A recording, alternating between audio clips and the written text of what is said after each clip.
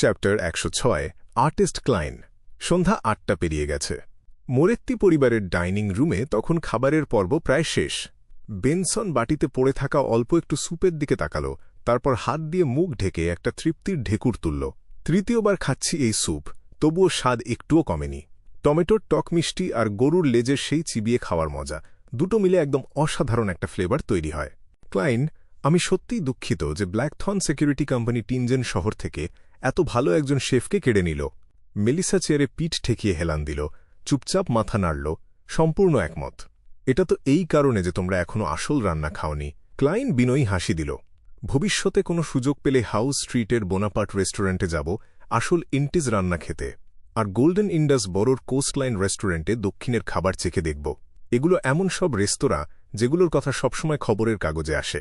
মাথাপিছু খরচ গড়ে ১.৫ পাউন্ডের মতো। আমার তোমার রান্নাই বেশি ভালো লাগে, মেলিসা এক মুহূর্ত দেরি না করে বলে দিল। বেনসন হেসে উঠল, তারপর প্রসঙ্গ বদলাল। তবে আমার মনে হয় টমেটো অক্সটেল স্যুপে কিছু একটা মিসিং আছে। হয়তো এটা রুটি দিয়ে না খেলেই ভালো হতো। ক্লাইন সায় দিল। ভাত দিয়ে খেলে সবচেয়ে ভালো হয়। ভাত মেলিসা আকুল হয়ে বিড়বিড় করল। টিনজেন উত্তরে অবস্থিত, তেমন বড় শহরও না। কয়েকটা বিশেষ রেস্তোরাঁ বাদে ভাত খাওয়ার সুযোগ পাওয়া এখানে প্রায় অসম্ভব। বেনসন আর মেলিসার কাছে এই খাবারটা শুধু খবরের কাগজ আর পাঠ্য বইয়ের বর্ণনাতেই ছিল। বোনের মুখের ভাব দেখে ক্লাইন হেসে ফেলল। আরও ৬ মাসের বেতন জমাও, তারপর দেশি বেতে ছুটি কাটাতে যাব। সেখানকার খাবার চেখে দেখব। দেশি বে হল লোয়েন কিংডমের একদম দক্ষিণে। এর ১/৩ ফেনাপটার কিংডমের অন্তর্ভুক্ত। সেখানে প্রচুর রোদ, চমৎকার দৃশ্য, আর সেখানকার পেয়েলা খুবই বিখ্যাত। মেলিসা টাকা জমানো নিয়ে কিছু বলার আগেই ক্লাইন বলে দিল, আর ৩ মাসের মধ্যে আমার আরেকটা বেতন বাড়ার কথা আছে। তখন ভ্রমণও করতে পারব, আবার প্রয়োজনীয় জিনিসের জন্য টাকা জমাতে পারব। কেন? বেনসন আর মেলিসার মনোযোগ ঠিক যেদিকে চাইছিল সেদিকেই সরে গেল। ক্লাইন হালকা কাশি দিল, তারপর হেসে বুঝিয়ে বলল, আমার প্রফেশনালিজমের কারণে যে পুলিশ বিভাগ সবসময় আমাদের কোম্পানির সাথে কাজ করে, তারা আমাকে পার্ট টাইম ইতিহাস কনসালটেন্ট হিসেবে নিয়োগ দিতে চায়। আলাদা বেতন দেবে, সপ্তাহে কমপক্ষে ২ পাউন্ড। ভবিষ্যতে যদি আমাকে পুলিশের ইউনিফর্মে দেখো আর পুলিশের কাগজপত্র দেখাই, তাহলে অবাক হয় না। অবশ্য তোমরা তো জানোই, সরকারি দপ্তরগুলোতে কাজের গতি ৯০ বছরের বুড়ির পায়ের চালের মতো। লম্বা প্রক্রিয়ার মধ্য দিয়ে যেতে হবে, আমাকে ভালোমতো যাচাই বাছাই করবে। তাই আগামী ২ মাস ছুটির দিনগুলোতে আমি বেশ কয়েকবার খোয়াই ইউনিভার্সিটিতে যাব, আমার মেন্টর আর পরিচিত শিক্ষকদের সাথে দেখা করতে আরও শিখতে। ভাই বোনের চোখের বিস্ময় দেখে সে একটু থামল, তারপর অদ্ভুত একটা ভাব নিয়ে বলল, সম্রাট রোজেল যেমন বলে গেছেন, শেখার কোনো বয়স নেই। বেনসন কয়েক সেকেন্ড চুপ থাকল, তারপর খানিকটা নিজেকে নিয়ে হাসি, খানিকটা আবেগ মিশিয়ে বলল, আমার জন্য কি এখন ইউনিভার্সিটিতে ভর্তি হতে অনেক দেরি হয়ে গেছে? জ্ঞানী তো সত্যিকারের সম্পদ। আর শক্তিও। ক্লাইন মনে মনে যোগ করল, বেনসন, তোমার ক্লাইনের গ্রামারের বই আর ক্লাসিক সাহিত্যের পাঠ্য বই দরকার। মেলিসা হঠাৎ করে বলে দিল, কথাটা ক্লাইনের মুখ থেকে কেড়ে নিল। বেনসনের চেহারায় ভাবটা যেন পাল্টে গেল। দাঁত চেপে বলল, ক্লাইন, আজ রাতেই আমাকে ওই বইগুলো দিয়ে দাও। এমনকি যদি পড়তে গিয়ে ঘুমিয়েও পড়ি, তবুও প্রতিদিন ১ ঘণ্টা, না ১.৫ ঘণ্টা পড়বই। দেবীর নামে শপথ করছি। যদি না পারি, তাহলে আমি একটা কোঁকড়া চুলের বানর। ক্লাইনের মুখে সাথে সাথে হাসি ফুটে উঠল। কোনো সমস্যা নেই। পরদিন সকাল। ক্লাইন রেস্ট রুমে ঢুকে কোট আর টুপি কাপড়ের র্যাকে ঝুলিয়ে রাখল। তারপর রোজানের নির্দেশ অনুযায়ী বেজমেন্টে নেমে গেল চানিস গেট এর বাইরের ডিউটি রুমে। ক্যাপ্টেন ডান স্মিথ আর সদস্য ফ্রাই, শিকা, রয়েল, লিওনার্ড এবং কেনলি সবাই সেখানে ছিল। ধূসর চোখ দিয়ে নতুন পদোন্নতি পাওয়া নাইট হকের দিকে এক পলক তাকিয়ে ডান হাসল এবং বলল, আমরা প্রতি বৃহস্পতিবার একটা রুটিন মিটিং করি, আগের মিশনগুলোর সারসংক্ষেপ আর বিভিন্ন সমস্যা নিয়ে আলোচনা। আমি এমন একজন মানুষ যে অসংখ্য নিয়মিত মিটিংয়ের পরীক্ষায় উত্তীর্ণ হয়েছে। ক্লাইন মনে মনে ব্যঙ্গ করল, একটা চেয়ার খুঁজে বসল আর হেসে বলল, আমাকে কি নিজের পরিচয় দিতে হবে? ডান হাসল এবং কেনলির দিকে তাকাল। সংক্ষেপে সিরিয়াস আরাপিসের তদন্তের বিষয়ে বলো। কেনলি ছিল সেই নাইট হক যে সিভিলিয়ান স্টাফ থেকে প্রমোশন পেয়েছিল। তেমন লম্বা না, বাদামি চুল বেশ ঘন, শরীরের গড়ন মাঝারি, কিন্তু পেশিগুলো চমৎকার টান টান, দেখলেই মনে হয় চালাক আর কাজের মানুষ। সে একটু ভেবে বলল, ওল্ড নীলের সাহায্যে আমরা সিরিয়াসের গোপন আস্তানা খুঁজে পেয়েছি। সেখানে অনেক বই আর জিনিসপত্র ছিল। সেগুলো থেকে নিশ্চিত হওয়া গেছে যে সিরিয়াস গোপন সংগঠন অরোরা অর্ডারের একজন আন্ডারগ্রাউন্ড সদস্য ছিল। সে একজন সিক্রেট সাপ্লায়েন্টও ছিল। পর্যাপ্ত প্রমাণ আছে যে সে আর হানাস ভিনসেন্ট মিলে অ্যান্টিগোনাস পরিবারের নোটবুকটা ওয়েলচের কাছে বিক্রি করেছিল। যারা ওয়েলচকে মনে রাখেনি তারা ক্লাইনকে জিজ্ঞেস করতে পারো। আমরা মূল্যবান জিনিস পেয়েছি, 3টা সিকোয়েন্স পোষণ ফর্মুলা, সিকোয়েন্স 9 সিয়ার, সিকোয়েন্স 9 অ্যাপ্রেন্টিস আর সিকোয়েন্স 8 ক্লাউন। পরবর্তী কাজ হল সিরিয়াসের চেনাজানা, আর আমরা যেসব চিঠি পেয়েছি সেগুলো ব্যবহার করে অরোরা অর্ডারের অন্যান্য বাইরের বৃত্তের সদস্যদের খুঁজে বের করা।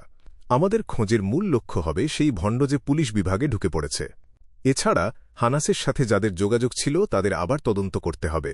ডান হালকা মাথা নাড়ল এবং ক্লাইনের দিকে তাকাল।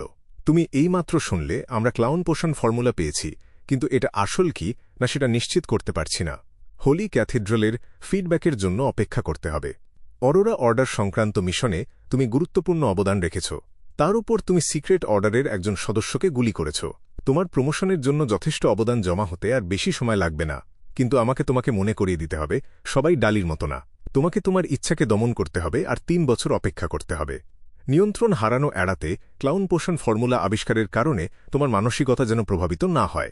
ক্যাপ্টেন, তুমি বুঝবে না অভিনয় করাটা কতটা জাদুকরী।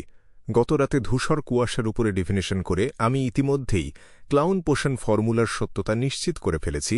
ক্লাইন বাধ্য ছেলের মতো মাথা নাড়ল। আমি আমার আবেগ নিয়ন্ত্রণে রাখব। তারপর শিকাট্রন, সেই চুপচাপ মিডনাইট পোয়েট, সাদা চুল আর কালো চোখের বলল, ইনস্টিগেটর ট্রিসের ব্যাপারে আমরা এখনও কোনো সূত্র পাইনি। আমার সন্দেহ সে ইতিমধ্যে টিনজেন থেকে পালিয়ে গেছে।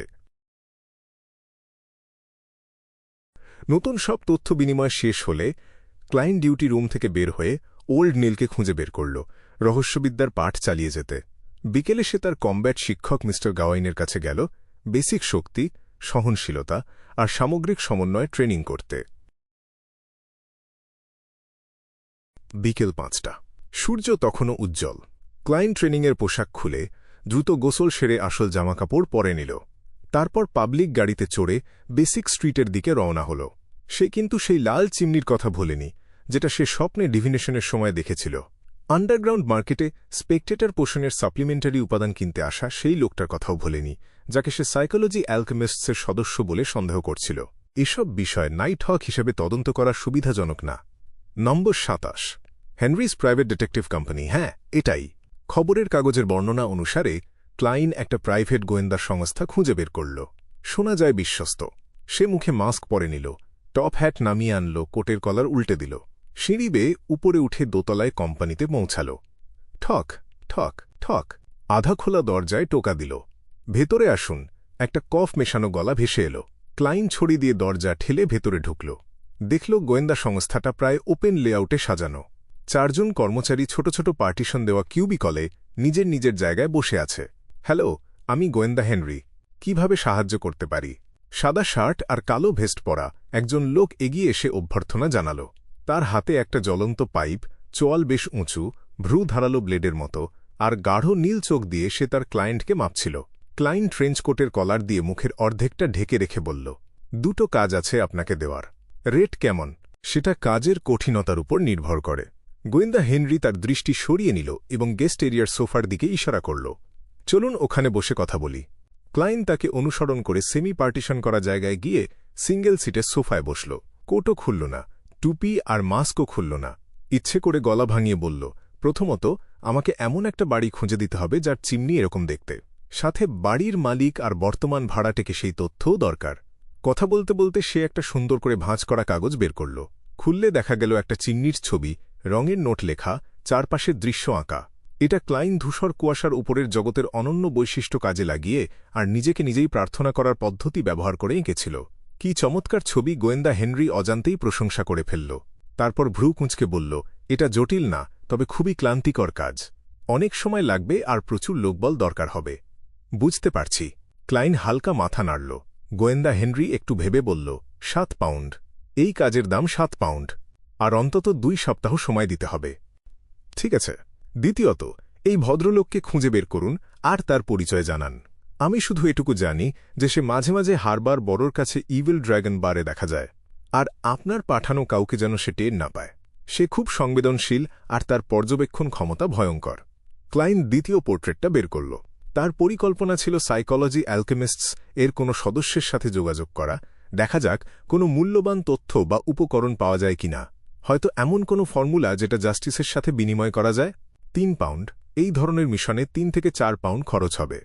আপনার অসাধারণ আঁকার দক্ষতা আমার আর আমার সহকারীর সময় বাঁচাবে, গোয়েন্দা হেনরি দক্ষতার সাথে জবাব দিল। মোট 10 পাউন্ড। ক্লাইন দামটা শুনে মনটা খারাপ হল। গোয়েন্দা হেনরি পাইপে একটা টান দিয়ে বলল, হ্যাঁ, আর 2 পাউন্ড অগ্রিম দিতে হবে। কাজে অগ্রগতি হলে আরও 3 থেকে 5 পাউন্ড দিতে হবে। বাকি পেমেন্ট কাজ শেষ হলে দেবেন। তাহলে আমি আগামী সপ্তাহে অগ্রগতি দেখতে আসব। ক্লাইন দাম নিয়ে দরাদরি করল না, যাতে তীক্ষ্ণ চোখের গোয়েন্দা তার কোনো বৈশিষ্ট্য মনে রেখে না দেয়। একটা স্ট্যান্ডার্ড চুক্তিতে সই করার পর সে 2 1 পাউন্ডের নোট বের করে গোয়েন্দাকে দিল। তার জমানো টাকা থেকে এখন মাত্র 1 পাউন্ড আর 17 সলি বাকি আছে। গজ মাস্ক পরা, কলার উঁচু করা কালো ট্রেঞ্চকোটের লোকটাকে তাড়াহুড়ো করে চলে যেতে দেখে গোয়েন্দা হেনরি পাইপ টানতে টানতে সন্দেহের দৃষ্টিতে তাকাল। এই ধরনের চিমনি আছে এমন বাড়ি কেন খুঁজছে সে? সে নিশ্চয়ই একজন শিল্পী অথবা অন্তত কোনো ধরনের পেশাদার স্কেচ আর্টিস্ট। বিকেলে ভিসকাউন্ট গ্লেন্টের জমকালো ম্যানশনে অড্রে হল তার পরিচারিকাকে সাথে নিয়ে শিষ্টাচার মেনে হোস্টের দিকে হাত বাড়িয়ে দিল। সে তাকিয়ে দেখল গ্লেন্ট তার হাতে দ্রুত একটা চুমু খেল। তোমার সৌন্দর্য আমার সেলনকে আরও উজ্জ্বল করে দিয়েছে। গ্লেন্ট যথারীতি প্রথমে একটা প্রশংসা ছুড়ে দিল, তারপর গলা নামিয়ে বলল, সেই মহিলা ইতিমধ্যেই এসে গেছে। সে একজন বিয়ন্ডার আর একজন লেখিকাও।